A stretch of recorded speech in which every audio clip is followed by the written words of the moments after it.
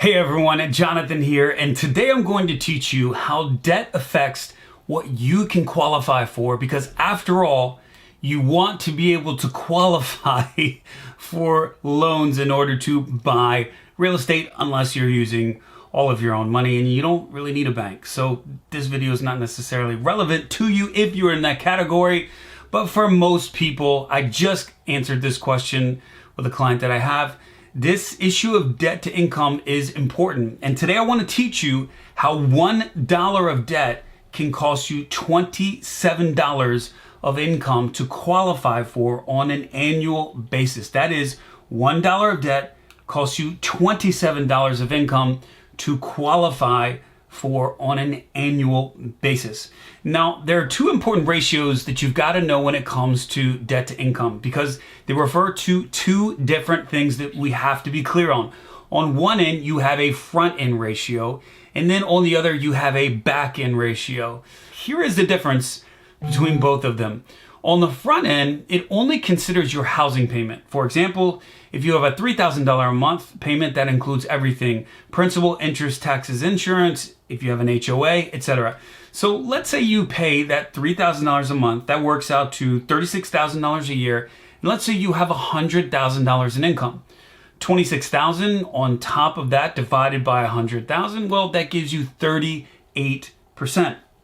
This is your front end ratio. And the reason you want to calculate that is because a lot of lenders will only allow you to go up to a 30% front end ratio. Let me say that again. A lot of lenders will only allow you to go up to a 30% front end ratio.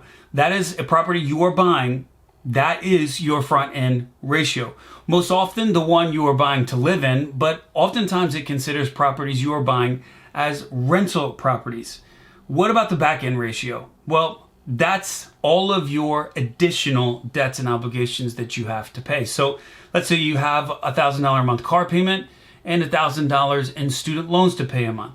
An extra $2,000 a month in addition to the $3,000 per month that you pay for your housing. When we add this together, we get a combined $60,000 back end debt divided by your income of $100,000 leaves you at 60% back end ratio. And guess what? At 60%, you ain't getting qualified for nothing. Keep this in mind before we go into a spreadsheet that I'm going to provide for you free right below this video, because this spreadsheet is going to enable you to do your own calculations so that you don't necessarily need to call a lender to find out what your front and back end ratio would be. I'm going to give you this to download, and these two numbers, the back end and the front, are incredibly important when you go to qualify for a loan. I want to enable you and empower you to do it yourself. You should always know what your ratios are as a real estate investor, so that when you say, I think my DTI is around 30%, and they say, sorry, we ran it and came in at 45%, then you're able to actually push back and do so intelligently so that you know exactly what the difference is. And oftentimes it is the case where you correct a lender because you're doing your own due diligence and they need your help. This spreadsheet is going to help you know exactly what your DTIN is, both your front and your back. Be very careful with that. Again, 1 equals 27. You got to know the 1 and 27 ratio. So let's take a moment and go through this spreadsheet here. You can see here that I've provided it right here for you. You're going to be able to go through these categories and essentially put in what you feel is appropriate. So if you're looking to buy a home, either as a primary residence or as an investment property, you're just going to want to fill in whatever this monthly mortgage here, rent or mortgage, let's just say it's a $3,000 a month payment.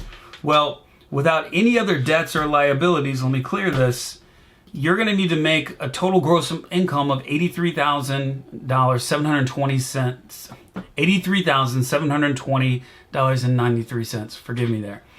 That's what you're going to need to make in order to really have this qualify through the front and the back end. If you have student loans, you can add this in. Let's just say, to keep it simple, you've got a $1,000 a month in student loan. Let's say you pay a $400 a month car payment. And then let's say you've got a $300 monthly credit card payment. really, in order for you to qualify for a $3,000 a month either rental or primary residence or a investment property, you're going to need to make $131,162.79. This is super important as you go through this, because you're going to be able to play with these numbers to see exactly what you would need to bring in order to qualify for this property. Here's the big takeaway though. Every $1 in debt, you have to earn $27,000 or $27 in income. Keep your debt low so that you can qualify. 1 and 27. It's pretty simple. So I hope this video helps. This is a way for you to run your quick DTI so that you know what you could qualify for and how much, or what you would need to make in order to qualify for you to be able to take on this particular debt. Again, download the spreadsheet right here below this video. Hopefully this helps you be that much more of a competent investor, again, to help you multiply and protect your wealth in real estate. Thanks for watching the video, guys, and until next time, take care. See ya.